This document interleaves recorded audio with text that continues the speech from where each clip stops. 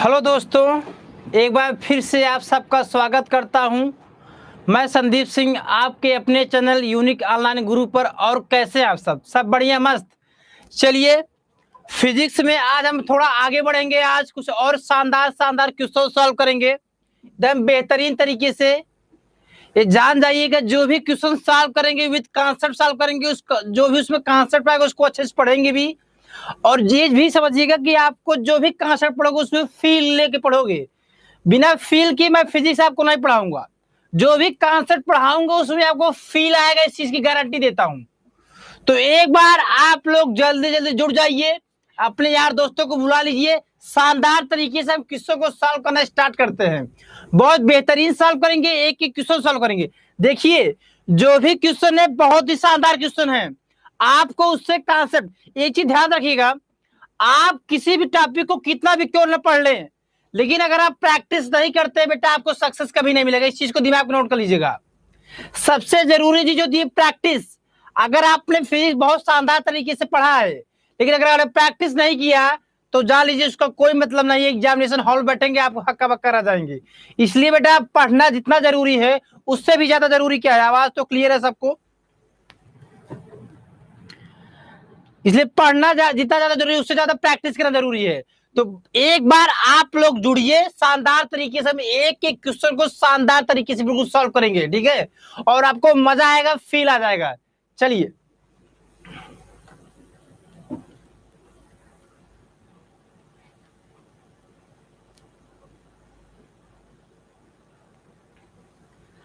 पहला question solve करते हैं। आप लोग स्क्रीन पे देख रहे होंगे पहला क्वेश्चन क्या लिखा हुआ है, ध्यान से पढ़िए। पहले देखिए, फिजिक्स में आपको कुछ चीजें बता दूं।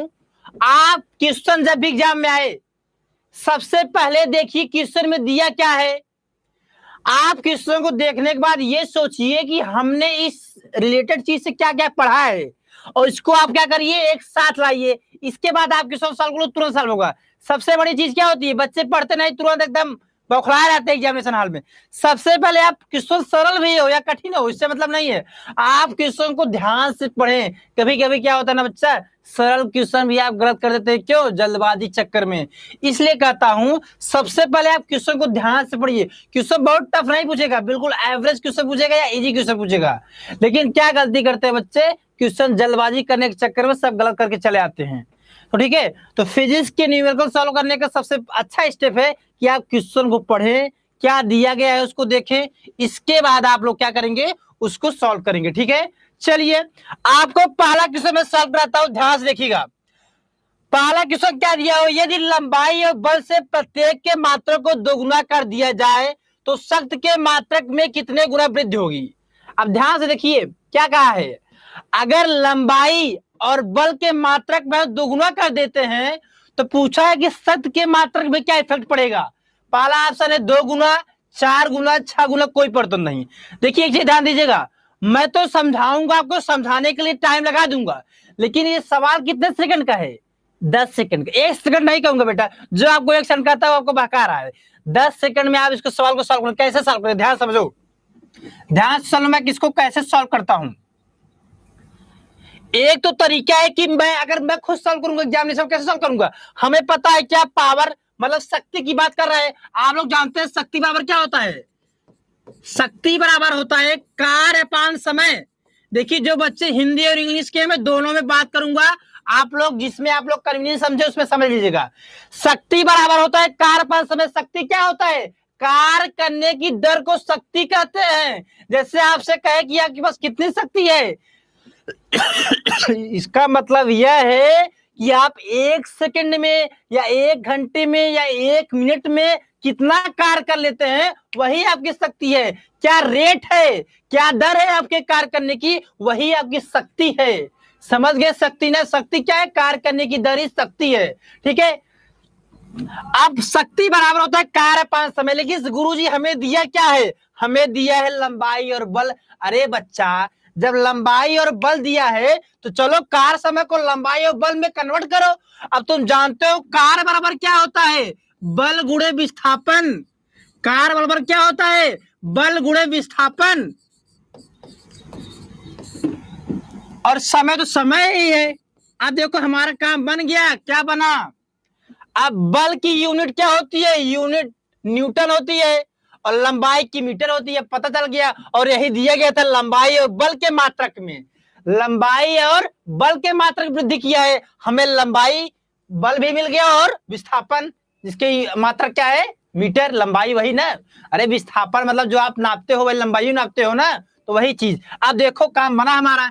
अब बल की यूनिट क्या है, न्यूटन है, और लंबाई क्या है, मीटर है, ठीक है, और आपका समय क्या है, सेकंड है, और बेटा शक्ति की यूनिट क्या है, वाट है।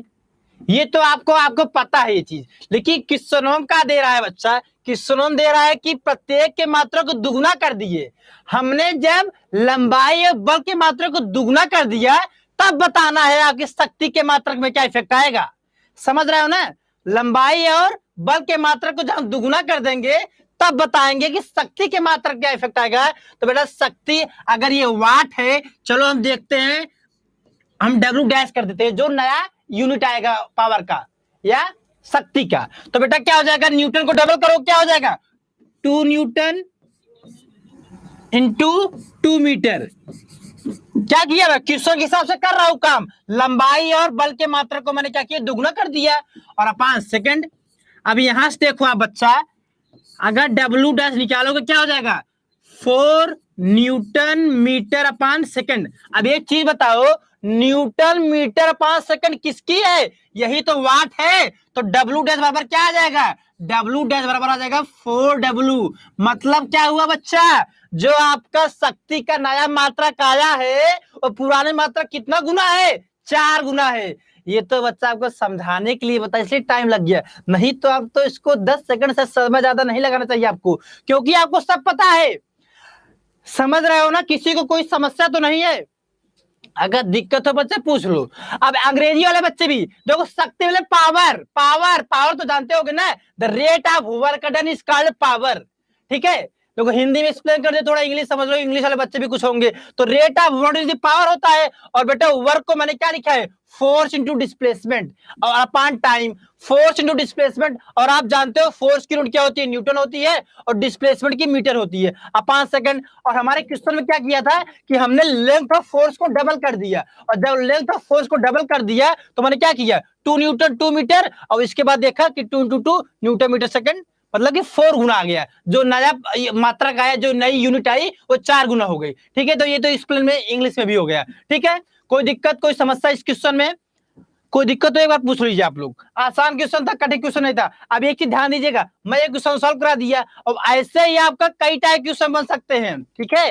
अब अगर इस टाइप के क्वेश्चन आ जाए तो आपको क्या कॉन्सेप्ट ध्यान रखना है, ध्यान दीजिएगा।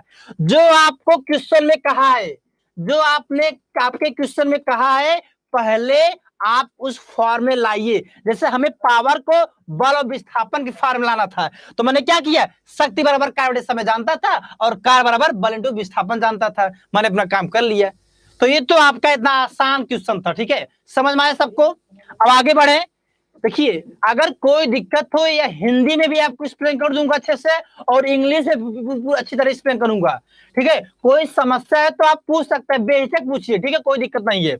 आप समझ गए। अब देखिए, अब आप एक क्वेश्चन सॉल्व कर रहे हैं, उसमें से कई क्वेश्चन बन सकते हैं। क्वेश्चन या सिंपल क्वेश्चन जो आपको और कोचिंग कराया जाता है, कैसे कराएंगे जानते हो, वो ऐसे कराएंगे, SI unit of power, power का मात्रा क्या है, वाट। अब ये सब नहीं आता, अभी बिल्कुल नहीं आता कि पावर का मात्रक क्या है, शक्ति का मात्रक, अब ये सब पिछले जमाने क्वेश्चन है बच्चा, अब ये सब नहीं आता, भूल जाओ। अब क्वेश्चन में थोड़ा सा एडवांस लेवल का आने लगा है, इसलिए थोड़ा सा माइंड का यूज करो। कठिन नहीं है, मैं नहीं कर रहा हूं कठिन, थोड़ा सा एडवांस कर दिया है ताकि अपने माइंड का यूज करे। अब ये नहीं आता कि what is the unit of the power, या शक्ति का मात्रक क्या है, यही सब आपको और कुछ यूं कराया जाता होगा शायद। चलो आगे बढ़े, अब हम बात करते हैं अपने दूसरे क्वेश्चन की तरफ। इस क्वेश्चन को कोई दिक्कत तो पूछ लीजिएगा फिर से, ठीक। चलिए अब दूसरा क्वेश्चन ध्यान से देखिए बच्चा, क्या दिया गया है।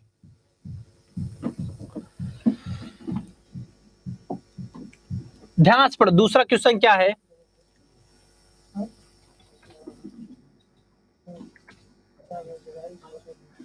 अब ये लिखा है कि एक आकाश गंगा की दूरी का कोटिमान 10 की पावर 25, 10 की पावर 25 मीटर है। आकाश गंगा की दूरी का कोटिमान दिया है क्या, उसकी वैल्यू दी गई है 10 पावर 25 मीटर। अगर यह दूरी प्रकाश की चाल से तय की जाए, जैसे कहने क्या मतलब है, मतलब कर रहा है कि एक हमारे दोस्त का घर है, उसकी कुछ दूरी है और उस दोस्त की घर की दूरी हम 50 किलोमीटर पर सेकंड की दर से तय कर रहे हैं। बताओ हमारा कितना समय लगेगा। बस क्वेश्चन को थोड़ा घुमा दिया है। क्वेश्चन आसान है, लेकिन बस क्वेश्चन को थोड़ा आकाश गंगा और प्रकाश वर्ष के माध्यम से बता दिया है, बस इतना ही डिफरेंस है। और क्वेश्चन बिल्कुल आपके जैसे सोचते हैं ना कि भैया हमारे दोस्त का घर इतना दूर है और बेटा और हमारा स्पीड इतना है, बताइए हम कितना समय लेंगे अपने दोस्त के घर पहुंचने तक। बस यही क्वेश्चन है, लेकिन थोड़ा सा आपको शब्दों में बहका दिया है। क्वेश्चन वालों ने क्या कहा है कि एक आकाश गंगा की दूरी का कोटिमान 10 पावर 25 मीटर है और यह दूरी प्रकाश की चाल से तय की जाए तो समय का कोटिमान कितना होगा। अरे यार, इससे आसान सवाल तो बन ही नहीं सकता। ये तो यार तुम क्या बताओ, अगर इसको नहीं सॉल्व कर पाए समझो बेकार हो, फिर कुछ नहीं तैयारी आपकी। लेकिन ये क्वेश्चन केवल इस उद्देश्य समझना था कि आकाश गंगा को देख के डरो न। अरे आकाश गंगा चाहे यूनिवर्स दिया हो, ब्रह्मांड की बात किया हो ना, तब भी आपको केवल अपने फिजिक्स का कॉन्सेप्ट याद रखना है बच्चा। और फिजिक्स का कॉन्सेप्ट आपका क्या कहता है, हम जानते हैं क्या, चाल बराबर क्या होता है, दूरी बटे समय। चाल बराबर क्या होता है, दूरी बटे समय। अगर अंग्रेजी में आप लोग लिखना चाहे तो लिख लो स्पीड बराबर क्या होता है, डिस्टेंस अपॉन टाइम। स्पीड बराबर क्या होता है बच्चा, डिस्टेंस अपॉन टाइम। ओके, अब यहां से देखो हमें क्या कहा है कि दूरी कितनी है, 10 पावर 25 मीटर है। तो चलो हमें समय निकालना है, तो चलो हम समय को एक साइड कर लेते हैं। समय बराबर क्या हो जाएगा आपका, समय बराबर हो जाएगा दूरी बटे चाल। दूरी बटे चाल हो जाएगा, ठीक है। अब दूरी क्या दिया है बच्चा, 10 पावर 25 दिया है, 10 पावर 25 दिया है, अपान प्रकाश की चाल, ये बटा हमें इसमें 3 इंटू 10 पावर 8 होता है, 9 दे दिया गया है, ठीक है। ठीक, 3 इंटू 10 पावर 8 मीटर पर सेकंड। आप लोग प्रकाश की चाल याद रखिएगा, बाई चांस क्वेश्चन पूछ सकता है कि what is the speed of the light, तो याद रखिएगा 3 इंटू 10 पावर 8 मीटर पर सेकंड या 3 लाख किलोमीटर पर सेकंड होता है, ठीक है। चलिए क्लियर है ना सबको। अब देखो चाल क्या है बेटा, 3 इंटू 10 पावर 8 मीटर पर सेकंड। अब बेटा जब ये 10 पावर 8 ऊपर ले जाओगे ना तो क्या आएगा, 10 पावर 17 आ जाएगा। लगभग आपका आंसर इतने में ही आएगा, ठीक है, 10 पावर 17। तो कितना आया, यहां से कितना है, 10 पावर 25, ये आपकी दूरी थी और समय कितना था आपका, क्या नाम है, स्पीड कितनी थी, 3 इंटू 10 पावर 8। तो बेटा आप करोगे तो क्या आ जाएगा, 1 इंटू 3 10 पावर, आप इसको ऊपर ले जाओगे ना 10 पावर 17 आएगा। तो लगभग आपका आंसर किस में आ रहा है, 10 पावर 17 में। तो आपका ये डी ऑप्शन आपका सही हो जाएगा, ठीक है। आसान क्वेश्चन था, केवल आपको फार्मूला पता होना चाहिए, क्या, चाल बराबर होता है दूरी बटे समय, स्पीड इज इक्वल टू क्या होता है, डिस्टेंस अपॉन टाइम। अगर ये फार्मूला आपको पता है तो बेटा इस क्वेश्चन में आपके कुछ नहीं रखा है, आप आसानी से इसको सॉल्व कर सकते हैं, ठीक है। क्लियर हुआ, क्लियर हुआ सबको। कोई दिक्कत हो बेटा पूछते रहना, ठीक है। कोई भी दिक्कत हो, सब आसान क्वेश्चन है, आसान नहीं होंगे तब भी मैं आसान बना दूंगा ताकि आप अच्छे से समझ सकें। चलो अब आगे बढ़ते हैं अपने तीसरे क्वेश्चन की तरफ, ठीक है। कुछ आपको फार्मूले याद ही रखने पड़ेंगे बेटा, रटे होने चाहिए ताकि एग्जाम में जाए तो आपको सोचना न पड़े और तुरंत आप अप्लाई करके क्वेश्चन सॉल्व कर लें। चलिए आगे बढ़ते हैं, क्वेश्चन नंबर 3 तरफ बढ़ते हैं। अब क्वेश्चन नंबर 3 पढ़िए, क्या दिया गया है। क्वेश्चन दिख नहीं रहा है क्या उन लोग को, क्वेश्चन दिख नहीं रहा है क्या,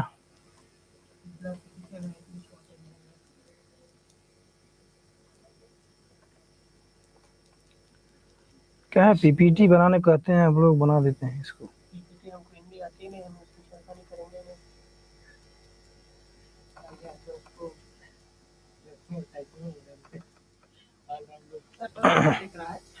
चलो ठीक है, जल्दी आइए, आपने 3rd क्वेश्चन की तरफ बढ़िए बच्चा। अब पहले आप क्वेश्चन को ध्यान से पढ़िए, क्वेश्चन में दिया क्या है, प्रश्न में दिया क्या है।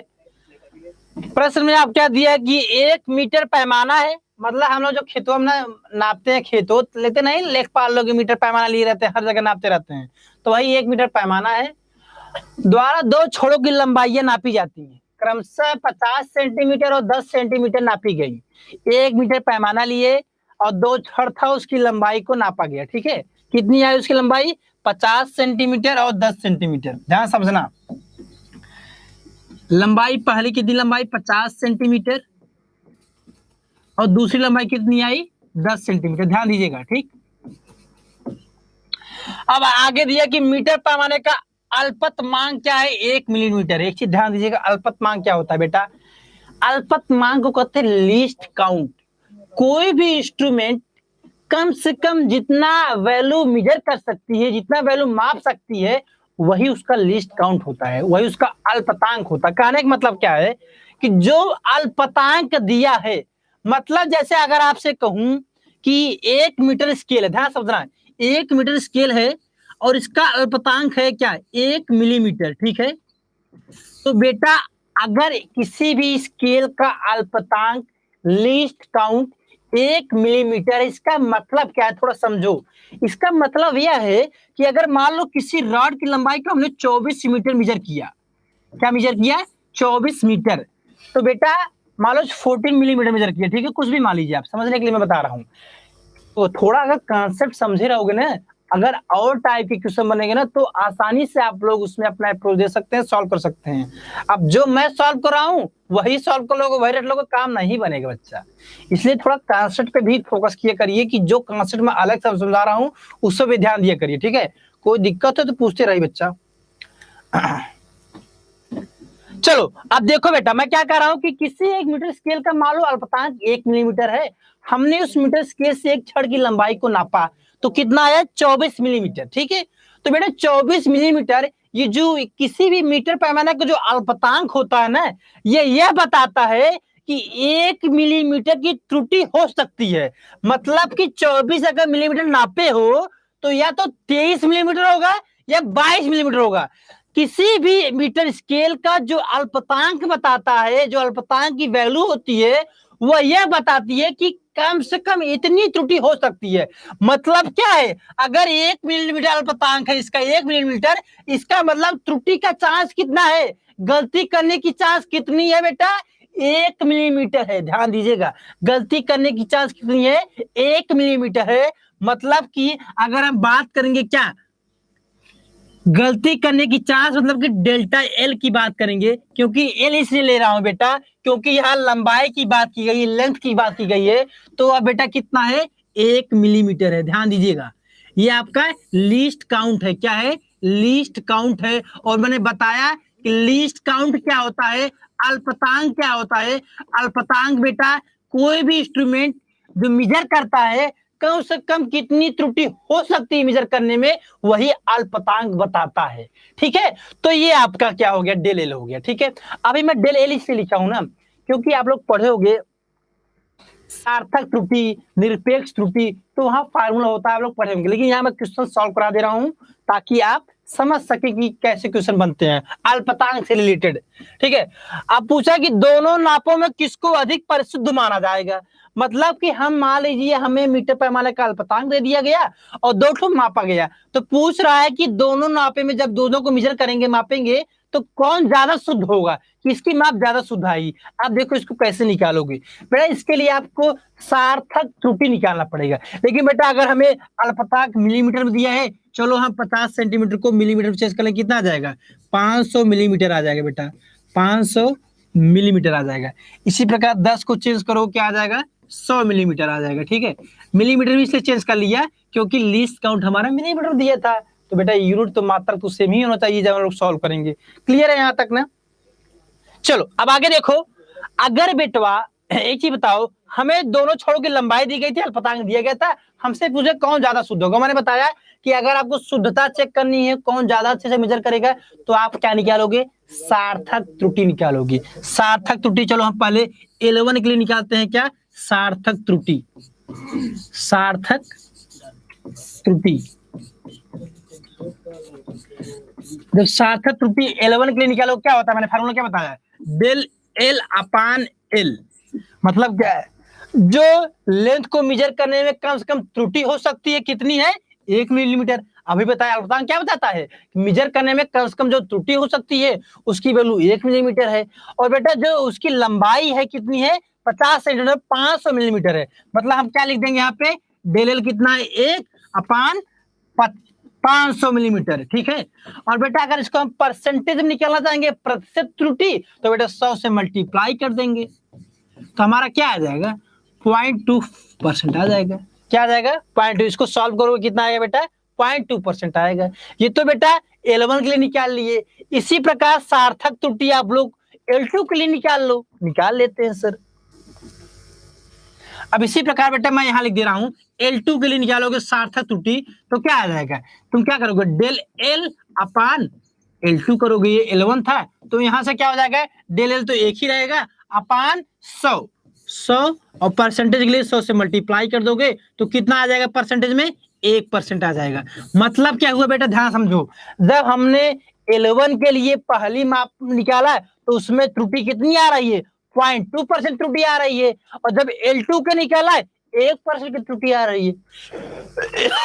अब एक ही बताओ, त्रुटि ज्यादा किस में आ रही है, त्रुटि ज्यादा सर पहले वाले में आ रही, दूसरे वाले में आ रही है, क्योंकि 1% है और पहला 0.2% है। जब त्रुटि बेटा पहले वाले में कम आ रही है तो बेटा पहला ही वाला तो शुद्ध नापेगा। अरे जिसमें त्रुटि कम आएगी वही तो अच्छी तरीके से नापेगा, तो आंसर क्या आ जाएगा, पहली नाप हमारा परिशुद्ध माना जाएगा। तो ऐसे निकालेंगे।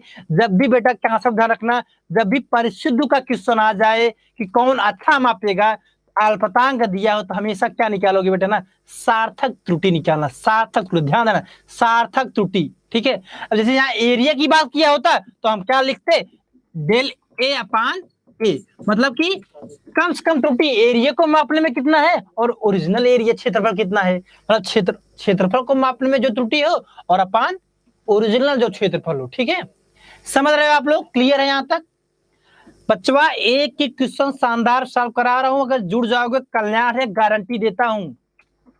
पॉलिटेक्निक में फिजिक्स में पूरा का पूरा मार्क्स आएगा, इस चीज की मैं गारंटी देता हूं। लेकिन बेटा लगे रहना पड़ेगा, गिव अप नहीं करना है। जब तक मैं क्वेश्चन सॉल्व कराऊंगा आपको लगे रहना है। कोई समस्या हो बेटा, अगर मीडियम की समस्या हो, हिंदी इंग्लिश में दोनों में एक्सप्लेन कर रहा हूं बेटा, अगर कोई भी समस्या हो तो आप पूछ सकते हैं, कोई समस्या नहीं है, ठीक है।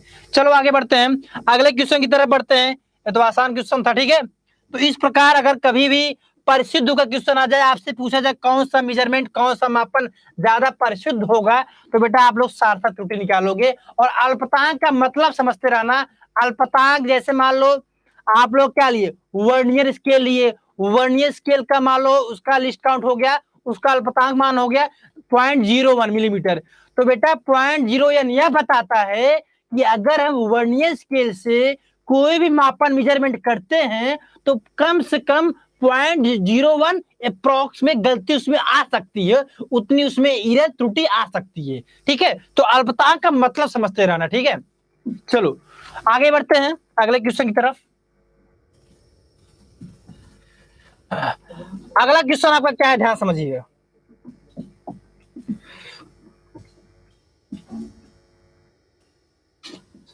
अगला क्वेश्चन बच्चा देखो, पढ़ो ध्यान से, पहले क्या क्वेश्चन दिया गया है आपका। क्वेश्चन को पहले ध्यान से पढ़िए, फिजिक्स के क्वेश्चन।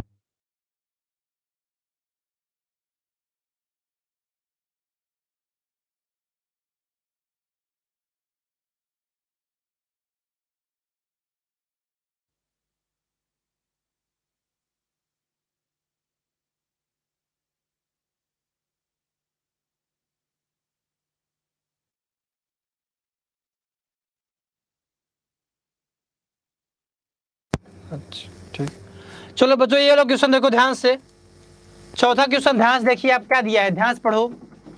ये सदिश अदिश राशि का क्वेश्चन है। आप पढ़ते होंगे सदिश राशि केवल आपको बताया जाएगा जिसमें परिमाण होता है और जिसमें दिशा होती है उसको सदिश राशि कहते हैं। और अदिश में आपको बताया जाएगा जिसमें केवल परिमाण होता है उसको अदिश राशि कहते हैं। दो चार एग्जाम्पल उदाहरण बता देंगे, बस खत्म सदिश अदिश। लेकिन यहाँ हम आपको शानदार शानदार क्वेश्चन सॉल्व करा रहे हैं। आज इसको कांसेप्ट ना क्लियर हो सदिश अदिश में, उसका कांसेप्ट क्लियर कर दूंगा, चिंता ना करो, बट देखते रहो कैसे सदिश अदिश। चलो ध्यान से देखो, समान परिमाण के दो सदिशों का परिणामी इनमें से एक के बराबर है। क्वेश्चन को समझो पहले। दो सदिश राशि हैं, दो सदिश राशि हैं, मान लो मैं एक सदिश ए और एक सदिश बी, दो सदिश राशि हैं। क्या कह रहा है? समान परिमाण के, उनका परिमाण समान है, मतलब कि मैग्नीट्यूड बराबर है। परिमाण, परिमाण उसका समान है। जो दो सदिशों की बात की जा रही है उनका परिमाण समान है, इसका मतलब मैंने लिख दिया। और क्या कहा है? समान परिमाण के दो सदिशों का परिणामी, जो इनका रिजल्टेंट आएगा, परिणाम आएगा, इनमें से एक के बराबर है। अरे यार तुम ही बताओ, जब दो लोग समान हैं, तीसरका उनमें से एक के समान है, तो दोनों समान ना हो जाए? अरे जब अरे बच्चा एक चीज बताओ, अगर एक के बराबर दो है, ठीक, एक के बराबर दो है, और हम कह दें तीन भी एक के बराबर है, अरे बचवा क्या तीन दो के बराबर नहीं होगा? होगा, क्योंकि एक दो पहले से बराबर है। तो वही है बेटा, दो सदिश राशि हैं, वो समान है, और कहा है कि उनका जो रिजल्टेंट आएगा, जो उनका परिणाम आएगा, आप जानते हो जो डायगोनल हम लोग खींचते हैं वही रिजल्टेंट होता है। तो बेटा जो उनका परिमाण आएगा वो क्या हो जाएगा? वो उनमें से एक सदिश राशि के बराबर है। तो मैंने लिख दिया आर बराबर हो गया। ये आपका क्वेश्चन दिया हुआ था, ठीक है, तो मैंने क्वेश्चन जैसा दिया तो मैंने कर लिया। मैं सॉल्व कराने में, आपको समझाने में समय लगा रहा हूँ, लेकिन आप जब खुद सॉल्व करोगे ना तो चुटकियों में सॉल्व करोगे। क्वेश्चन में दम नहीं है बच्चा, क्वेश्चन में कोई दम नहीं है, ध्यान समझना। चलो अब आगे क्या है? पूछा कि दोनों सदिशों के मध्य कोण क्या होगा। हमसे पूछा जो दोनों सदिश हैं इनके बीच एंगल कितना आएगा, कोण कितना होगा। अरे बच्चों तुम जानते हो, क्या जानते हो? पैरेललोग्राम ला, क्या जानते हो उससे? क्या नियम कहता है समांतर चतुर्भुज का नियम सदिश राशि में? आर स्क्वायर बराबर a square plus b square plus 2ab cos theta. ये तो जानते हो ना, आर स्क्वायर बराबर a square plus b square plus 2ab cos theta. ये आपका बेटा क्या बनता है? एक समांतर चतुर्भुज बनता है कि नहीं बनता है?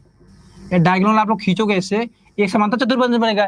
तो बेटा जो इसका डायगोनल आता है, जो इसका परिणाम आएगा, जो इसका अंतिम परिमाण आएगा परिणाम, वो बेटा उसकी जो वैल्यू आती है वो फार्मूला होता है क्या?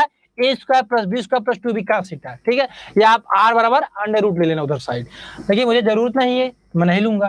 तो बेटा आर स्क्वायर किसके आर किसके बराबर है? ए के बराबर है। चलो यहाँ ए स्क्वायर लिख देते हैं, यहाँ स्क्वायर पहले से ही है और बी भर भी ए के बराबर है तो ए स्क्वायर लिख दिया। और बेटा यहाँ पे 2a स्क्वायर cos थीटा, क्योंकि ए बी दोनों बराबर है तो मैंने बी के साथ पे लिख दिया तो ए स्क्वायर हो गया। अब यहाँ से देखो क्या हो जाएगा, अब यहाँ देखो ए स्क्वायर बराबर a square plus A square क्या हो जाएगा? 2a square plus 2a square. यार कट गया, पीछे हो सकता है क्या? जो कट गया पीछे हो सकता है, तो ठीक है कट गया, कोई बात नहीं यार, गलती से कट गया। आप देखिएगा, मैं फिर समझा दे रहा हूँ। दो आपके सदिश हैं, यही सबसे बड़ी समस्या है इसकी यार। चलो दो आपके सदिश राशि है बेटा, क्या है स्पेस नहीं बेटा, ये बन गया है पीडीएफ ना, हमें पीपीटी बनाना चाहिए था, इसलिए क्या होता है थोड़ी सी गलती हो जाती है। कल से हम लोग पीपीटी से ही पढ़ाएंगे आप लोग को, ताकि हमको स्पेस अच्छे से मिले सॉल्व करने के लिए, ठीक है। चलो अब बेटा दो सदिश राशि की बात किया था, मैं फिर से एक बार एक्सप्लेन कर देता हूँ, कोई दिक्कत नहीं है, ठीक है। और उसका परिणाम दिया था और हमें बताया क्या गया था कि दोनों जो राशि हैं वो बराबर है और ये इसका परिणाम के भी बराबर है जो इसका रिजल्टेंट है, ठीक है, ये हमें दिया गया था, ठीक है बेटा। और हमसे पूछा था कि दोनों सदिशों के बीच एंगल क्या बना था, हमने बताया कि फार्मूला आपका होता है आर स्क्वायर बराबर a square plus b square plus 2ab cos theta. हमें बेटा एंगल निकालना है, तो एंगल हम कब निकालेंगे? जब हम सभी को बराबर कर दे, हमें क्वेश्चन में दिया भी गया है बराबर। चलो किसी एक टर्म में हम बराबर ले लेते हैं, हम ए में ले लेते हैं, आर बराबर ए कर देते हैं क्योंकि दिया है वह, और ए स्क्वायर पहले से रहने देते हैं और बी को ए के बराबर कर देते हैं, और यहाँ 2a स्क्वायर cos थीटा। बेटा आपको वैल्यू रखना है, कॉन्सेप्ट तो इतना था कि अगर आप लोग क्वेश्चन पढ़ के समझ गए तो जो कि दो सदिश हैं उनके परिणाम आपस में बराबर है और वो उसका जो अंतिम रिजल्ट आएगा उसके भी बराबर है, तो वही आपको समझना था बस। और आप इसके बाद फार्मूला लगा दो रिजल्टेंट का, ठीक। तो यहाँ से क्या हो जाएगा, ए स्क्वायर बराबर हो जाएगा ए स्क्वायर करेगा 2a square plus 2a square cos theta, ठीक है। अब यहाँ से देखो बच्चा क्या हो जाएगा, ए स्क्वायर बराबर हो जाएगा 2a स्क्वायर, कामा ले लो यहाँ से, 1 प्लस कास थीटा हो जाएगा यहाँ से। अब यहाँ देखिए जब ये इधर आएगा तो क्या हो जाएगा 1/2 अपान ए स्क्वायर 1, नहीं ये ए स्क्वायर कट जाएगा तब इधर आएगा तो क्या बचेगा बेटा 1 प्लस कास थीटा बचेगा। अब बेटा अगर यहाँ से तुम कास थीटा की वैल्यू निकालो क्या आ जाएगा, कास थीटा जब निकालोगे तो बेटा जब 1 इधर आएगा ना तो -1/2 आ जाएगा। अब हमें बताओ कास का कौन सा एंगल -1/2 वैल्यू देता है बेटा, तो वो आपको याद करना पड़ेगा 120 डिग्री जो होता है वो 1/2 एंगल देता है। तो हमारा ऑप्शन कौन सही हो जाएगा, डी ऑप्शन सही हो जाएगा 120 डिग्री। क्लियर है, क्लियर है सबको, ध्यान समझिएगा। क्वेश्चन को समान परिणाम के दो सदिश राशि एकदम कॉन्सेप्ट क्लियर, कमांड बनाओ। दो वेक्टर दिए हैं, इंग्लिश हिंदी दोनों में स्पेल कराओ, ध्यान सुनो। दो वेक्टर दिए हैं और कहा है कि दोनों का जो मैग्नीट्यूड है समान है, मतलब कि दो सदिश राशि दिए हैं और उनका समान परिमाण है, ठीक है। और कहा है कि उनका परिणामी इनमें से एक के बराबर है, जो उनका रिजल्टेंट है, जो उनका परिणामी है इन्हीं दो वेक्टर में एक के बराबर है। अच्छा ये बताओ जब दोनों वेक्टर में एक के बराबर है और दोनों वेक्टर तो आपस में बराबर हैं तो बेटा ए बराबर बी बराबर आर हो जाएगा ना। परिणाम की बात कर रहा हूं, ये जब मैं लगा देता हूं ऊपर एक ना एरो लगा देता हूं ना तो उसमें परिमाण भी आ जाता है, दिशा भी आ जाती है। लेकिन हमारे प्रश्नों में कहा क्या रहा है, केवल परिमाण की बात किया है तो मैंने क्या किया, परिणाम को बराबर कर दिया। अब जब आप ये समझ गए ना क्वेश्चन में कुछ नहीं है, आप तुरंत अपना फार्मूला यूज करो यार। समानता चतुर्भुज का जो नियम होता है सदिश राशि में यूज करो, क्या होता है आर स्क्वायर बराबर a square plus b square plus 2b cos theta. अब हमें थीटा की वैल्यू निकालनी है तो क्या करोगे, एक समान चर में कर दोगे, समान वेरिएबल में कर दोगे तो ए में कर देते चाहे बी में कर दो, किसी में कर दो, कटना है यार उसको कटना है किसी में कर दो। तो मैंने ए में कर दिया, सब के साथ पे लिख दिया, हमारी वैल्यू अगर कुछ था क्वेश्चन में, क्वेश्चन में कुछ था नहीं बेटा, आपको समझना था, केवल क्वेश्चन में कुछ था नहीं, आपको समझना था। शानदार क्वेश्चन था, कल मैं पीपीटी बनाऊंगा, लोग चिंता न करें। समझ में आया आप लोग को, क्लियर है सबको। ये तो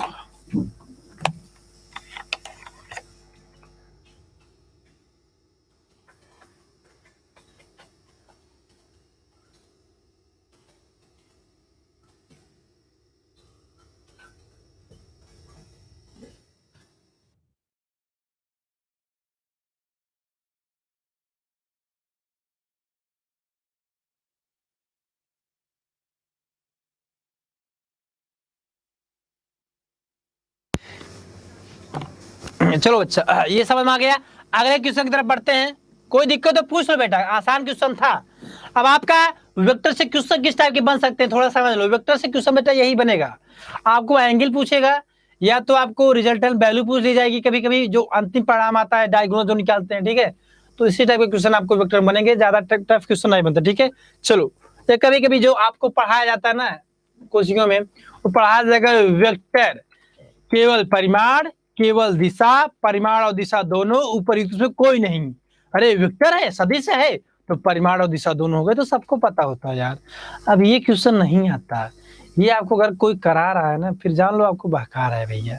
लेकिन यहाँ आपको शानदार क्वेश्चन दिया हूँ, अगर इसमें किसी कोई दिक्कत तो पूछो ना यार, मैं बताऊंगा आपको, कोई दिक्कत तो पूछिए आप लोग। चलो आगे बढ़ते हैं, आगे क्वेश्चन की तरफ ध्यान से पढ़िए। क्वेश्चन क्या दिया है, ध्यान से क्वेश्चन को पढ़ो।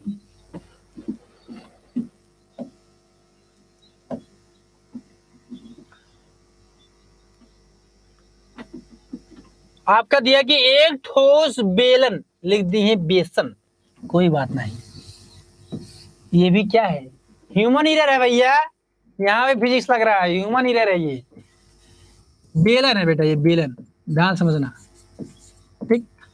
एक ठोस बेलन 2.4 मीटर ऊंचाई से नतल पर लुढ़क कर नीचे आ रहा है। ध्यान से क्वेश्चन का क्या रहा है अगर समझ लिए तो क्वेश्चन में दम कुछ नहीं है यार, चुटकियों में सॉल्व करोगे, ध्यान समझना। अगर आप लोग क्वेश्चन का लैंग्वेज समझ लिए ना तो क्वेश्चन में दम तो कुछ नहीं है, आप आसानी से सॉल्व करोगे, ध्यान समझना, ठीक है। मतलब क्या कर, मैंने आपको पहले समझाऊंगा, इसका एक फार्मूला भी होता है, डायरेक्ट आप उससे भी निकाल सकते हो, या मैं आपको पहले एक बार समझा देता हूँ फिर आप उस फार्मूला को रट लीजिएगा ताकि एग्जाम में क्वेश्चन आए तो आप वैल्यू रख के तुरंत निकाल लो, ठीक। चलो तो बेटा एक नत्तल है, नत्तल में होता है अंग्रेजी में बच्चे इंक्लाइंड प्लेन, इसको हम लोग क्या कहते हैं, इंक्लाइन प्लेन। देखिए ना, ये जो सर्कस खेलते हैं बच्चे, क्या करते हैं, ऊपर से नीचे इंक्लाइन प्लेन में आते हैं, वही नत्तल है, उसी की बात कर रहा है। तो बेटा क्या कर रहा है, नत्तल पर लुढ़क कर एक बेलन है, ये मान लो हमें एक बेलन सर्कुलर बनाएंगे, हमें सर्कुलर देखेगा बेलन ऊपर से, ठीक है। तो क्या कर रहा है, ये लुढ़क कर नीचे आ रहा है, तो बेटा कुछ समय बाद क्या हो जाएगा, लुढ़क के नीचे आ जाएगा। तो पूछा है कि निचले सर पर उसका रेखीय वेग क्या होगा, उसका रेखीय वेग क्या होगा। लीनियर वेलोसिटी की बात किया है, किसकी बात, लीनियर वेलोसिटी की बात किया है। अंग्रेजी में क्वेश्चन समझ लो, हिंदी में तो दिया ही गया है बेटा।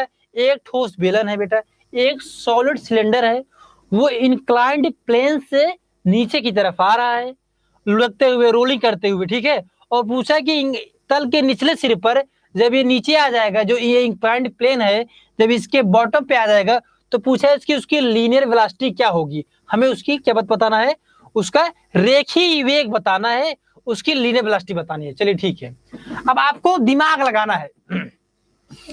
अगर आप लोग जो होता नहीं, ऊपर से नीचे आ रहे हैं, लुढ़कते हुए आ रहे हैं, ध्यान, लुढ़कते हुए, इसमें लुढ़कना का मतलब है, रोलिंग करने का मतलब है।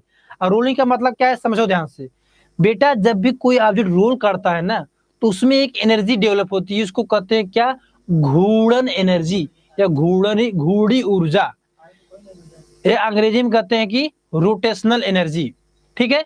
तो बेटा अगर कोई भी ऑब्जेक्ट यहां से ऊपर का मूव करी, इसमें कुछ बेटा क्या होगा, इसका एंगुलर वेलोसिटी भी होगा, क्या होगा, कोणीय वेग होगा। ध्यान समझिएगा, मैं चाहूँ तो फार्मूला से तुरंत सॉल्व करा दूं, लेकिन आपको मैं कॉन्सेप्ट क्लियर करना चाहता हूं, ताकि आपका और भी क्वेश्चन बने तो आप अच्छे से उसको हैंडल कर सके।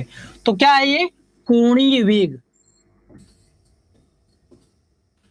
ये बेटा जो लुढ़क के आ रहा है ना, इसकी कुछ कोणीय वेग होगी, चलो इसको हम ओमेगा मान लेते हैं, ठीक है।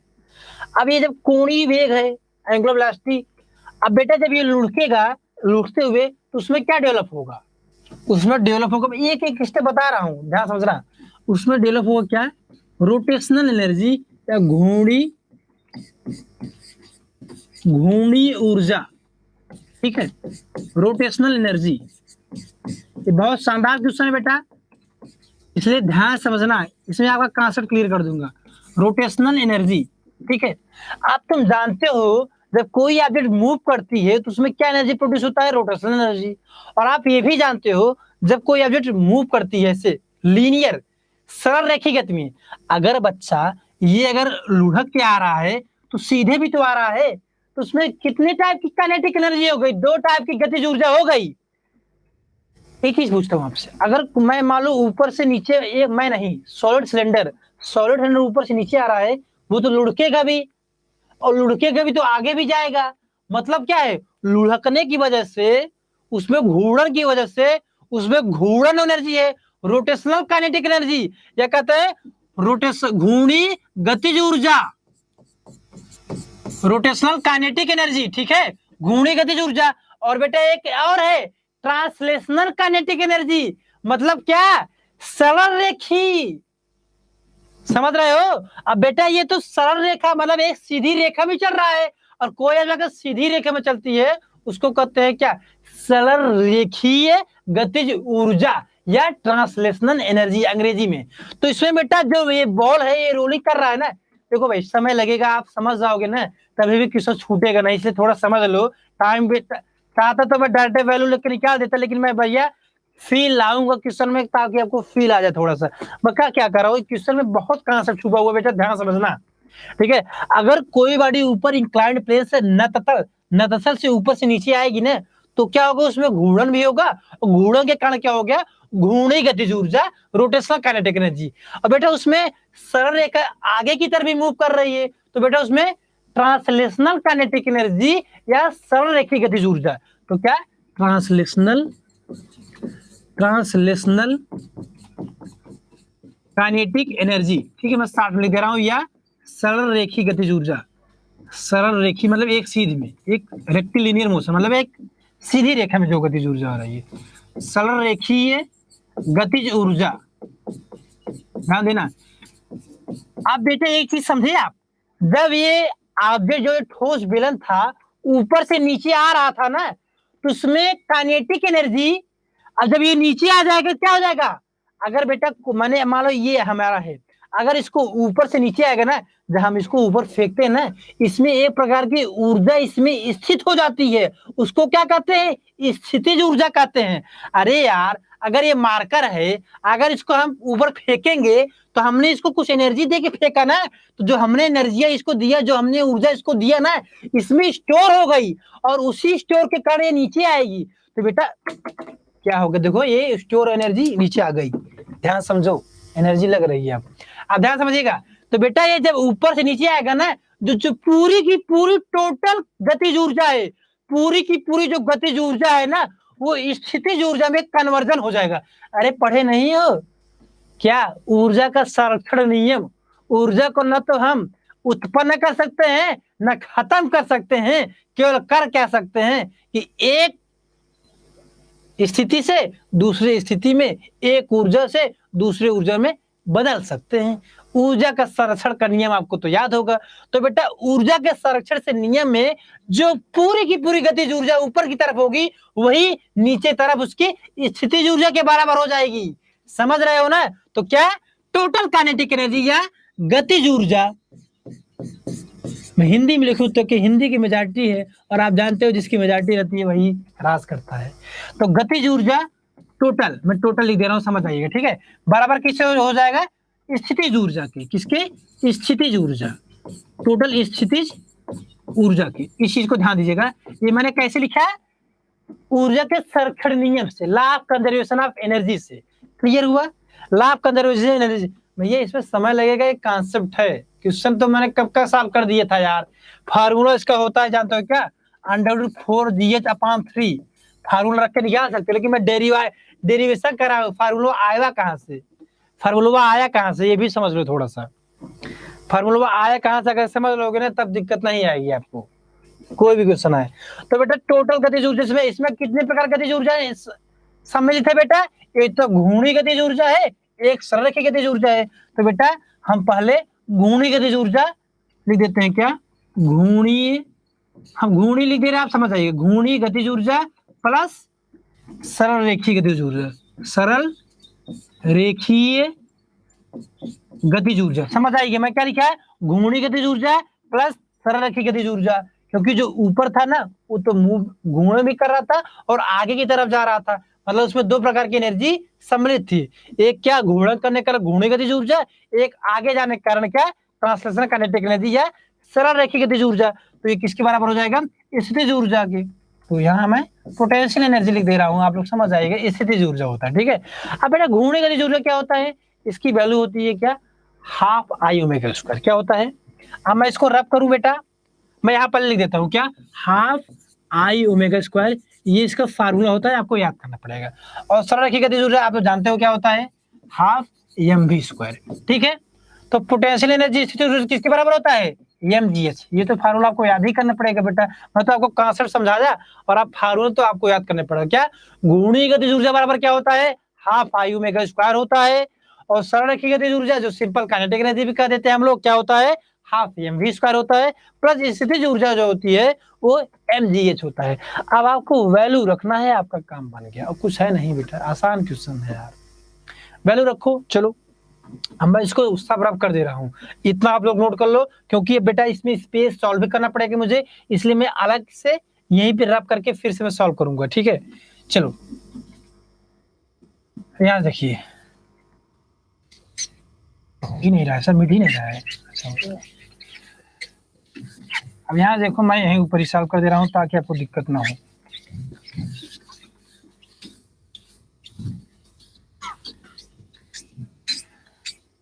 अब देखो बेटा, ये फार्मूला क्या आ गया हमारा? ½ I⍵² प्लस ½mv² बराबर किसके आ गया? mgh के आया। ठीक है? समझ गए ना? अब बेटा आई क्या होता है बेटा? आई होता है क्या? मूवमेंट ऑफ इनर्शिया कहते हैं इसको, या आप इसको कहते हैं जड़त्वाघूर्ण। क्या कहते हैं इसको? जड़त्वाघूर्ण। जड़त्वाघूर्ण। ठीक है? जैसे बेटा ना, जैसे हम लोग क्या करते हैं, जब कोई ऑब्जेक्ट, कोई वस्तु जब मूव करती है ना, तो वो अपने ही मूव का जो घूर्णन करती है ना, उसका विरोध करती है। जड़त्व का नियम जानते हो ना?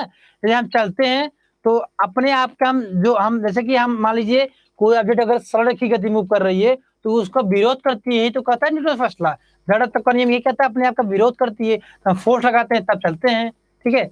अगर विरोध ना करती बेटा तब तो चलते रहते, विरोध करती है उसके विरोध के अपोजिट फोर्स लगाते हैं।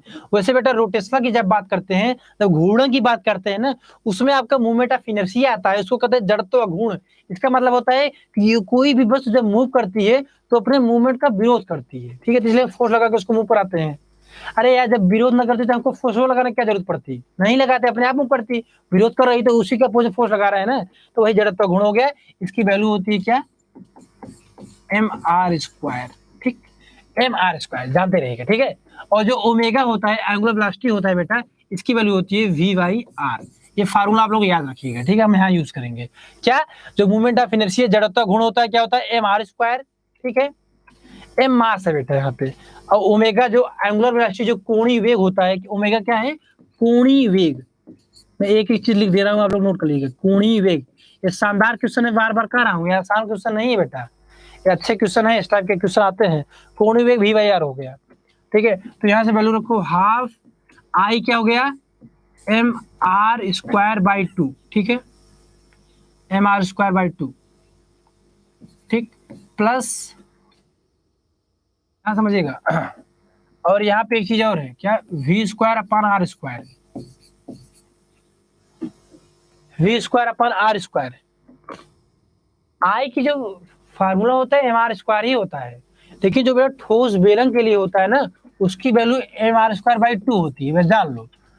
फार्मूला तो वही है mr स्क्वायर, लेकिन जो ठोस, देखिए क्या होता है ना, जो जड़त्व गुण होता है ना, अलग अलग शेप साइज की अगर वस्तु लोगे ना तो उसका जड़त्व गुण अलग अलग आएगा। जैसे कोण के लिए कुछ और आएगा, वक्र के लिए कुछ और आएगा, सॉलिड के लिए, सिलेंडर के लिए कुछ और आएगा। तो उसकी वैल्यू जो सॉलिड के लिए होती है mr स्क्वायर बाई 2 होती है। तो हमने वैल्यू पुट किया, हाफ आई के साथ पे mr स्क्वायर बाई 2, ओमेगा के साथ पे v/r लिखा, ओमेगा के साथ v/r लिखा है, तो स्क्वायर था v square upon r square plus half mv square बराबर mgh, ठीक है। समझते रहेगा बेटा, खिचड़ी हो रहा है अब, इसलिए डायरेक्ट फार्मूला होता है इसका। अगर फार्मूला जानते रहेंगे ना तो सेकंड में सॉल्व कर देंगे, लेकिन मैं आपको फार्मूला डिराइव करा दे रहा हूँ, आप लोग याद कर लीजिएगा, ठीक है। अब यहाँ देखो, अब बेटा यहाँ से r स्क्वायर कट जाएगा, और क्या क्या यहाँ से m कट गया, तो बेटा ये आ जाएगा आपका, जब आप लोग जोड़ोगे आ जाएगा 3/4 v स्क्वायर बराबर यहाँ क्या बचेगा, gh बचेगा, ठीक है, 3/4 v स्क्वायर gh बचेगा, ठीक है। मैं इसको रब कर दे रहा हूँ यहाँ से। अब यहाँ देखो, हमें क्या निकालना था, लीनियर वेलोसिटी निकालना था, रेखीय वेग निकालना था। तो बेटा v स्क्वायर बराबर क्या हो जाएगा यहाँ से, 4/3 gh। इसको सॉल्व कर लीजिएगा, कितना आएगा, 1/4 प्लस 1/2 करो, कितना आएगा, 1/4 1/2 करोगे, यहाँ से कितना आ जाएगा आपका, 6/8 आता है, 3/4 सही है, ठीक है। 1/2 है तो 1/2 है तो 1/4 प्लस 1/2, इसको सॉल्व करेंगे तो 3/4 ही आएगा, ध्यान दीजिएगा। तो v स्क्वायर जीएच आएगा, तो v स्क्वायर की वैल्यू क्या आ जाएगी, ये 4/3 जीएच आ जाएगा, और v बराबर क्या आ जाएगा बेटा, यहाँ से तो निकालोगे √4 gh/3, तो यही आपका डेरिवेशन हो गया, ठीक है। तो बेटा ये था, अगर आप यहाँ वैल्यू पुट कर दोगे, क्या 4g की वैल्यू 9.8, हाइट आपका दिया था और 3, कभी कभी क्वेश्चन यहाँ 2.4 के स्थान पे h दे देगा और आपका ये ऑप्शन दिया रहेगा, तो ये रट लो, क्या आती है linear velocity 4gh/3 under root में। तो बेटा इसमें जब वैल्यू रखोगे ना तो आपका 5.6 मीटर पर सेकंड आएगा, ठीक है। सॉल्व करेंगे आपको इतना ही मिलेगा आंसर। क्लियर है, यहाँ तक क्लियर है सबको। तो बेटा इस चीज को ध्यान रख लो, अगर कोई भी ठोस बेलन अगर नत तल से ऊपर से नीचे की तरफ आ रहा है और ठोस बेलन की कुछ ऊंचाई दी गई है, तो बेटा जब ये नीचे आएगा उसका लीनियर वेलोसिटी या हम कहें रेखीय गति, रेखीय वेग क्या हो जाएगा, उसकी रेखीय वेग √4 gh/3। रट लो यार, रट लो, तभी कर पाओगे, नहीं तो इतना डेरिवेशन आपके बस की बात नहीं है। ये तो हम आपका कांसेप्ट क्लियर करने के लिए आपको समझा दिए कैसे इसका डेरिवेशन है। अच्छा समझ में आया ना, आगे बढ़े बच्चा, आगे की तरफ बढ़े, समझ में आया, इसको रट लो बेटा, √4 gh/3। क्वेश्चन और भी कैसे पूछ सकता है, कभी कभी क्या कहेगा ना, कभी कभी क्वेश्चन में क्या कहेगा कि आपका यहाँ जो 2.4 दिया है ना, यहाँ क्या दे देगा, ध्यान दीजिएगा, यहाँ जो आपका 2.4 दिया है यहाँ यच दे देगा और आपसे पूछ लेगा क्या, आपको ऑप्शन में एक ऑप्शन 4GH/3 रहेगा। तो आप लोग फार्मूला अगर याद कराएंगे तो आपको 1 सेकंड में नहीं लगेगा यार, तुरंत ऑप्शन टिक कर दोगे, सही हो जाएगा आपका। क्लियर है यहाँ तक? आगे चलें, यहाँ तक सबको क्लियर है? अब आगे चलिए, अगले क्वेश्चन की तरफ बढ़ते हैं। ये सब अच्छे क्वेश्चन है बेटा, कोई सॉल्व नहीं करेगा, जान लीजिएगा। कभी क्या होता है ना, हमारे देश की परंपरा भी है, हम लोग जहां कंफर्टेबल महसूस होता है वहीं जाते हैं, और वही कंफर्टेबल हमारे लिए घातक साबित हो जाता है। कहने का मतलब है कि जहां सरल सरल पढ़ाया जाएगा वहां चले जाओगे तुम, ठीक है, और जब एग्जाम में जाओगे ना हक्का पक्का गुम हो जाएगा। इसलिए बच्चा देख लो, कल्याण हो जाएगा, गारंटी देता हूँ। फिजिक्स में एक क्वेश्चन गलत नहीं होगा, इस चीज की गारंटी देता हूँ। आप लोग रिकॉर्ड कर लीजिए वीडियो, फिर भेजिएगा हमारे पास, सर जी आप तो करे थे, गलत नहीं होता। जो क्वेश्चन पढ़ा रहा हूँ उसके बाहर से कभी नहीं आएगा, और आपका कॉन्सेप्ट भी हर क्वेश्चन में क्लियर कर रहा हूँ, ठीक है। चलो आगे तरफ, अगले क्वेश्चन तरफ बढ़ते हैं। अगला क्वेश्चन ध्यान से पढ़िए, क्या दिया गया है, ध्यान से पढ़ो बेटा। क्वेश्चन अगर समझ गए तो क्वेश्चन में कुछ दम नहीं, क्वेश्चन समझ तो जाओ पहले आप लोग। एक कार है 22 किलोमीटर प्रति घंटा की चाल से दौड़ रही है, ये 22 है, ये 72 है, ठीक है। 22 भी ले सकते हो, लेकिन आपका आंसर आएगा नहीं बेटा, ये सब कटे पीटेगा नहीं सब। अभी बताता हूँ क्यों, अभी समझिए। एक कार है, उसकी स्पीड क्या है, उसकी जो प्रति घंटा 72 किलोमीटर प्रति घंटा की चाल से इस स्पीड से क्या कर रही है, दौड़ रही है कार। इसके पहिए का व्यास 0.50 मीटर है। चलो हम पहले कार की स्पीड लिखते हैं। क्या, कार की प्रारंभिक गति, जो कार की प्रारंभिक गति है, क्या है, कार की प्रारंभिक गति जो है वो कितनी है, 72 किलोमीटर प्रति घंटा, 72 किलोमीटर। अब इसको हम लोग क्या करेंगे, किलोमीटर सेकंड में चेंज करने के लिए 5/18 से मल्टीप्लाई कर देते हैं, क्या आ जाता है, 20 मीटर पर सेकंड। हाँ जी, 5/18 बहुत लोगों को पता ही नहीं होगा, 5/18 से मल्टीप्लाई क्यों करते हैं। अरे बचवा, अगर ये 72 है ना, तो क्या है, किलोमीटर पर आवर में, तो किलोमीटर पर आवर क्या करोगे, 1000 मीटर कर दोगे, और अपान सेकंड में करने के लिए 3600 कर दोगे। और जब बेटा इसको सॉल्व करोगे ना, 1000/3600 ना, ये 5/18 ही आता है। कुछ लोग तो रटे होंगे, 5/18 करते हैं, कभी कभी 18/5 कर देते हैं। सर हम तो कंफ्यूज हो जाते हैं। कंफ्यूज हो रहे, कॉन्सेप्ट समझो रे बच्चा, कॉन्सेप्ट समझो कि ये किलोमीटर है, इसको मीटर में चेंज करोगे 1000 मीटर आएगा, और ये आवर है, इसको जब सेकंड में चलोगे 3600 सेकंड आएगा, तो वही मल्टीप्लाई कर दे, 5/18 आ गया। ये छोटी छोटी चीजें हैं, क्लियर होना चाहिए, ठीक है। आप देखो आगे कहा है, इसके पहिए का व्यास, अरे कार जब चल रही है उसको कुछ पहिए हुई है कि ऐसे चल रही है, और उसके पहिए का व्यास दिया है बेटा, क्या दिया है, व्यास। व्यास कितना है, 0.50 मीटर, 50 मीटर। अब यहाँ से हम त्रिज्या निकाल लेते हैं, क्योंकि हमें त्रिज्या की जरूरत पड़ेगी। अभी कैसे मैं बता रहा हूँ, ध्यान समझो, 0.25 मीटर आ जाएगा, ठीक है। ठीक, आगे देखो, इस पहिए को ब्रेक लगाकर 20 चक्करों में रोक दें। मतलब क्या हुआ, जब कार की स्पीड 72 किलोमीटर पर आवर थी, और कार जब 20 चक्कर लगा लिया, तो ब्रेक लगा के उसको हम लोग कार को रोक दिया, तो पहिया भी रुक गया। तो वही कह रहा है कि कार चल रही थी इतनी स्पीड से, जब कार 20 चक्कर पूरा कर ली तो हमने ब्रेक लगाया, कार रुक गई। इसके बाद क्या हुआ, ब्रेक का कोणीय मंदन क्या होगा, एंगुलर एक्सेलरेशन या एंगुलर रिटार्डेशन। ध्यान दीजिएगा, जब भी एक्सेलरेशन पॉजिटिव होता है ना, त्वरण जब पॉजिटिव होता है तो उसको हम लोग त्वरण कहते हैं हिंदी में, ठीक है। और जब बेटा जब त्वरण नेगेटिव डायरेक्शन में होता है, नेगेटिव में आता है, तो उसको हम लोग मंदन कहते हैं, या इंग्लिश में कहते हैं क्या, रिटार्डेशन कहते हैं, ठीक है। रिटार्डेशन इसको कहते हैं, ठीक है। या तो आप मंदन कहिए या त्वरण कहिए। देखिए कोणीय रिटार्डेशन मतलब क्या, एंगुलर एक्सेलरेशन बताना है। क्या बताना हमें, एंगुलर एक्सेलरेशन की बात की गई है, मतलब कोणीय मंदन या रिटार्डेशन लिख लेता हूँ। रिटार्डेशन का मतलब बेटा एक्सेलरेशन नहीं होता है, बस एक्सेलरेशन इन नेगेटिव डायरेक्शन। त्वरण जो होता है, त्वरण नेगेटिव डायरेक्शन में होता है। अब देखो कैसे निकालेंगे इसको।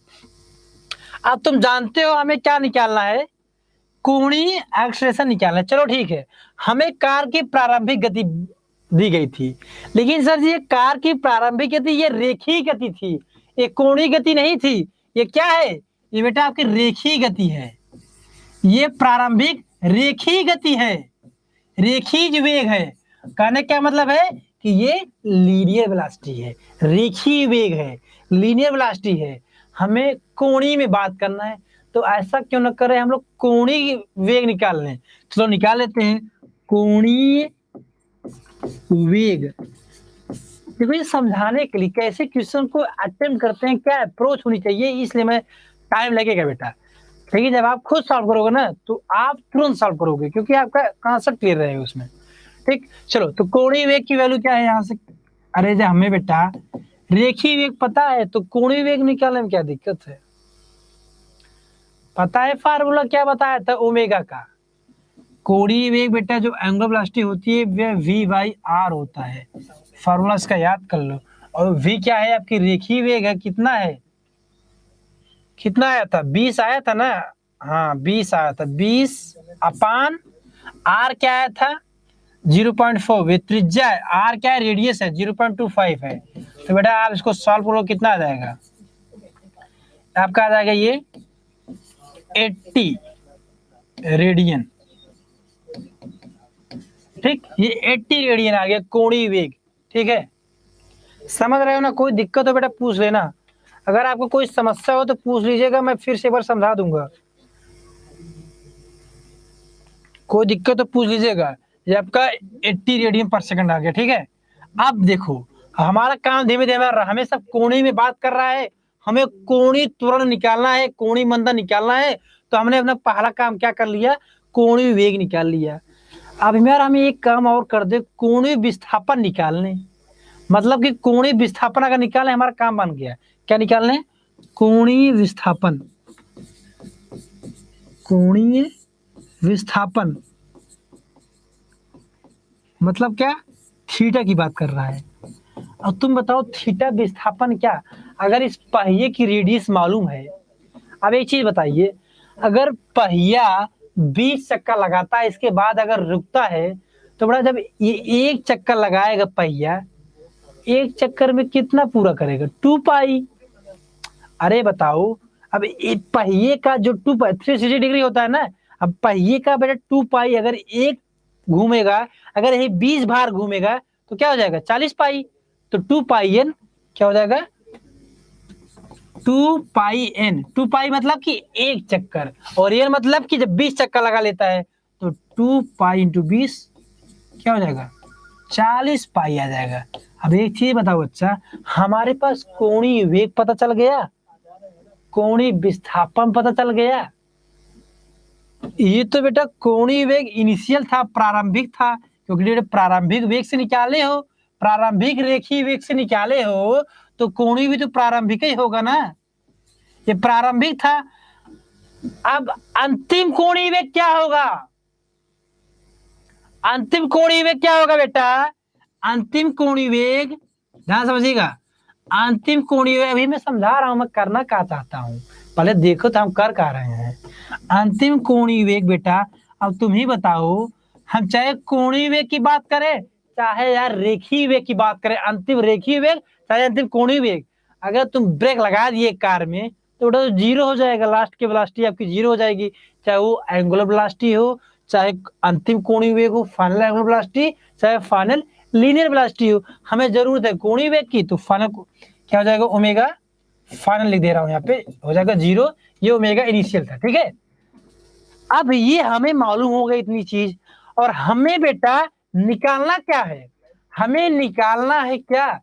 कोणीय मंदन निकालना है, या हम कहें कोणीय त्वरण निकालना है। ये तो त्वरण जो है ना निगेटिव में आ गया, इसलिए मंदन कह दिया है उसकी बात को। ठीक है, तो हमें क्या निकालना है? कोणीय त्वरण निकालना है।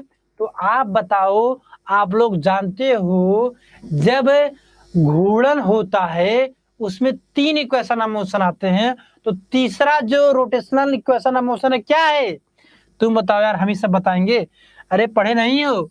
ओमेगा स्क्वायर बराबर omega naught square plus 2 alpha theta, यही तो है आपका क्या? तीसरा घूर्णन का नियम, जैसे न्यूटन लॉ नहीं, क्या नाम है, इक्वेशन ऑफ मोशन नहीं पढ़ते थे, उसी प्रकार बेटा जब कोई बॉडी घूर्णन करती है ना, उसमें भी क्या होता है, तीन मोशन होते हैं, तीन नियम होते हैं। कौन कौन से? वही उसी प्रकार होता है जैसे लास्ट में आप लोग लिखते थे, तो लीनियर में जब सरल रेखीय गति में कोई चीज मूव करती है तो क्या लिखते थे, v स्क्वायर बराबर u स्क्वायर प्लस 2as। उसी प्रकार जब बेटा सरल रेखी से क्या हुआ, घूर्णन हो गया, तो वहां पे क्या आ गया, ओमेगा स्क्वायर बराबर omega naught square plus 2 alpha theta. चीजें वही है, देखो v माने फाइनल वेलोसिटी और ये ओमेगा माने फाइनल एंगुलर वेलोसिटी या अंतिम कोणीय वेग, और ये क्या था, रेखीय, अंतिम रेखीय वेग। ठीक है, इसी प्रकार u क्या था, इनिशियल वेलोसिटी, प्रारंभिक वेग, ओमेगा नॉट क्या है, इनिशियल एंगुलर वेलोसिटी या प्रारंभिक कोणीय वेग है। इसी प्रकार अल्फा क्या है बेटा, एंगुलर एक्सेलरेशन है, मतलब कोणीय त्वरण है। यहाँ पे क्या था, ए लीनियर एक्सेलरेशन था। थीटा क्या है, विस्थापन है, कोणीय विस्थापन है। और यहाँ क्या था, यस डिस्प्लेसमेंट था, सरल रेखीय गति में जो डिस्प्लेसमेंट किए थे वही चीज ये है, बस रोटेशनल में काम हो रहा है, सब हम घूम रहे हैं, काम कर रहे हैं अपना घूमते हुए। ये वीडियो आप लोग देख लीजिएगा, कसम से बता रहा हूँ ना, पूरा कॉन्सेप्ट तो आपके दिमाग में बैठ जाएगा, जो भी कॉन्सेप्ट आपका ना क्लियर हो। अब आगे देखो, फार्मूला रखो। अब हमें क्या क्या पता है, अब हमें पता क्या क्या है, मैं यहाँ पे कुछ, अब इसको मैं रब कर देता हूँ, कुछ चीजें मैं ऊपर में रब कर देता हूँ। अब हमें बेटा क्या क्या जरूर है, ओमेगा, जो हमारा फाइनल ओमेगा है वो तो 0 है, और जो इनिशियल ओमेगा है कितना है, अरे इनिशियल एंगुलर वेलोसिटी कोणीय में कितनी है, 80 है। तो हम लोग क्या है कि 80 का स्क्वायर कर देंगे और प्लस 2 अल्फा तो निकालना है, और थीटा क्या है, 40 पाई है। अब सब मिटा दो, हमें इसी को सॉल्व करना है। मैं यहाँ रब कर दे रहा हूँ।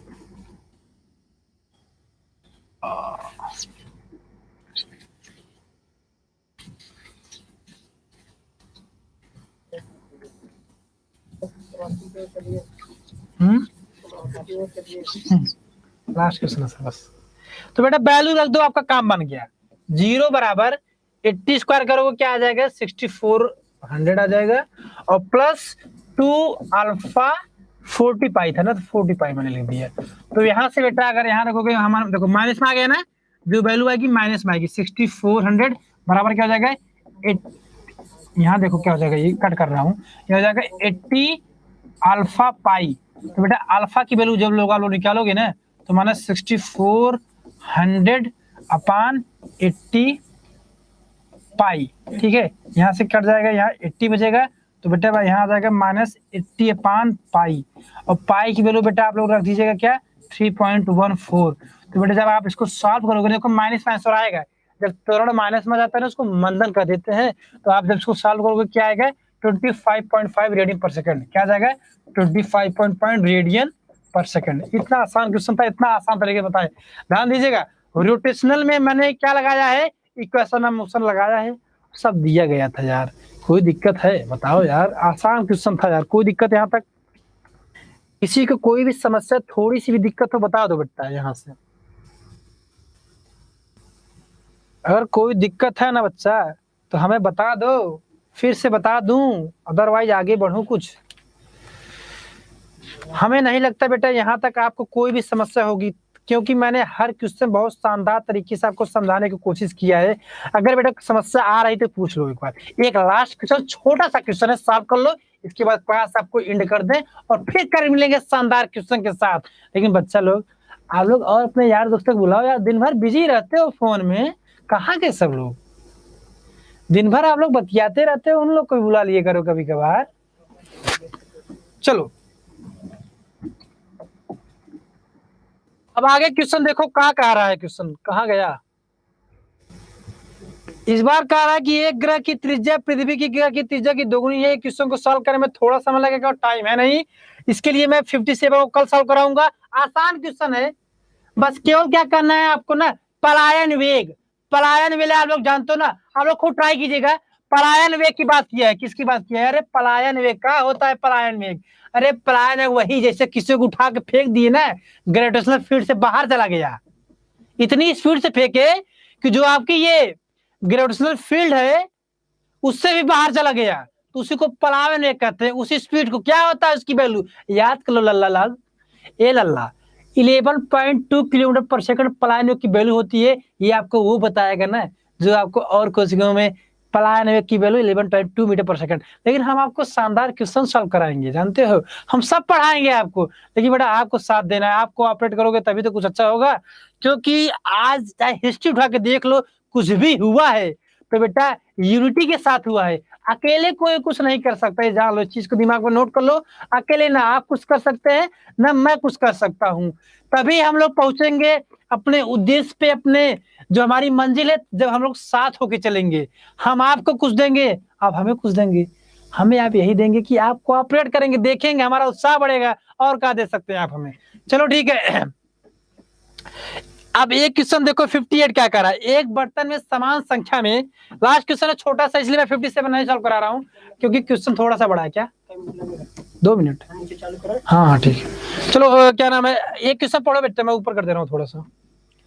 58 आप प्लान में सॉल्व कीजिएगा, आसानी क्वेश्चन है, मैं कल सॉल्व कराऊंगा, टाइम है नहीं बच्चे इसलिए छोटा क्वेश्चन मैं ले ले रहा हूँ, ध्यान समझिएगा। एक बर्तन में समान संख्या में ऑक्सीजन तथा हाइड्रोजन के अणु भरे हैं।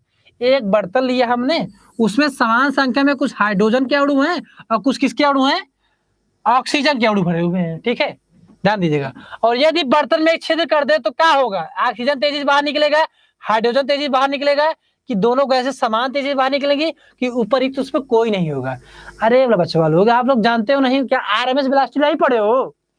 अरे अगर किसी भी गैस मॉलिक्यूल जो गैस के अणु होते हैं उनका जो आरएमएस वेलोसिटी होता है वो बेटा ना इसके डेंसिटी के इन्वर्सली प्रोपोर्शनल होता है। इसका क्या मतलब गुरु, इसका मतलब है बेटा अगर किसी भी गैसीय मॉलिक्यूल का, गैसीय अणु का अगर घनत्व तो बढ़ा देते हो तो उसकी आरएमएस वेग कम हो जाती है। अब आप बताओ मैं गुरुजी, हाइड्रोजन की मास ज्यादा होता है कि ऑक्सीजन का? अरे लल्लू, हाइड्रोजन का मास कम होता है इसलिए उसका डेंसिटी भी कम होगा। अगर हाइड्रोजन का डेंसिटी कम होगा तो इसकी वेलोसिटी ज्यादा होगी, अगर इसकी वेलोसिटी ज्यादा हो तो कौन तेजी से बाहर निकलेगा, क्या नाम है, अगर इसकी डेंसिटी कम है हाइड्रोजन की तो उसकी आरएमएस वेलोसिटी ज्यादा होगी। अब एक चीज बताओ, हाइड्रोजन है ऑक्सीजन है, हाइड्रोजन की डेंसिटी कम है, ठीक है, और ऑक्सीजन की ज्यादा है, क्योंकि हाइड्रोजन का मास कम होता है और ऑक्सीजन का मास ज्यादा होता है।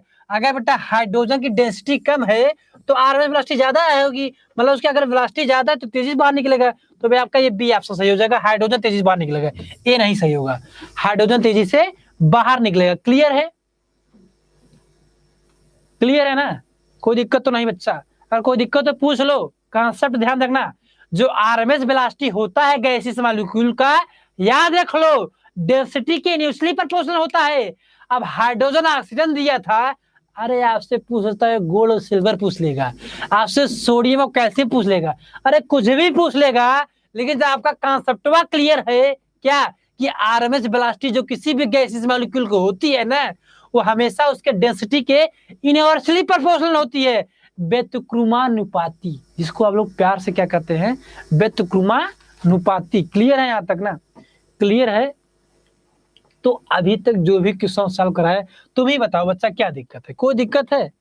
हमें तो नहीं लगता किसी भी क्वेश्चन में आपको दिक्कत होनी चाहिए। अभी तक जो भी सॉल्व कराए सब आसान ही क्वेश्चन है, केवल आपको कॉन्सेप्ट पर क्लियर रखना है। मैं एक चीज कहता हूँ, मेरे क्वेश्चन में ये नहीं कि मैं डायरेक्ट फार्मूला बता दूंगा और आपको सॉल्व करा दूंगा, काम बन जाएगा। जो भी क्वेश्चन सॉल्व कराऊंगा मैं थोड़ा सा इलेबोरेट करूंगा, इसलिए बेटा थोड़े से क्वेश्चन कम सॉल्व होंगे, लेकिन जो भी क्वेश्चन सॉल्व करूंगा ना उससे रिलेटेड 10-15 क्वेश्चन अगर आ जाए आप लोग सॉल्व कर लोगे, कोई भी क्वेश्चन आ जाए सॉल्व कर लोगे। अब आप ही बताओ, पहला क्वेश्चन जो मैंने सॉल्व कराया था लंबाई और बल के मात्रक, अरे यार कुछ भी तुम्हारा भौतिक राशि आ जाए, कोई फिजिकल क्वांटिटी आ जाए, अगर उसमें तुम उतार चढ़ाव घटा बढ़ा रहे हो ना तो अपने आप तुम निकालोगे। तो क्योंकि तुम्हारा कॉन्सेप्ट तो क्लियर है कि हम पहले क्या करते हैं, जो दिया रहता है, जो दिया रहता है उसके टर्म में, उसके रूप में हम लोग जो पूछा रहता है उसको लाते हैं। तो पावर तो हमें पता था क्या, कार्य अपान समय होता है, लेकिन हमें बल और लंबाई की बात किया था, तो हमने क्या किया, शक्ति भैया को बल और लंबाई के रूप में लेकर आया, तब जाकर अपना काम किया। समझ रहे हो ना? इसलिए कोई भी क्वेश्चन मैं सॉल्व कराऊंगा उसमें मैं आपका कॉन्सेप्ट क्लियर करके रहूंगा, ताकि इस टाइप के कोई और क्वेश्चन आपके बनते हैं अगर एग्जाम में तो आपसे छूटेगा नहीं, इस चीज की मैं गारंटी देता हूं। लेकिन आपको क्या करना पड़ेगा, आपको डेली वीडियो को देखना पड़ेगा ताकि आप लोग डेली अपडेट होते रहे हम क्या पढ़ा रहे हैं। आज जो भी क्वेश्चन सॉल्व कर रहा है, अगर कोई समस्या तो बताइए, ठीक है? कोई दिक्कत तो नहीं बच्चा? कोई दिक्कत है तो बताइए बेटा। यहाँ तक मैंने 58 तक सॉल्व करा दिए, 57 कब कराऊंगा, ठीक है?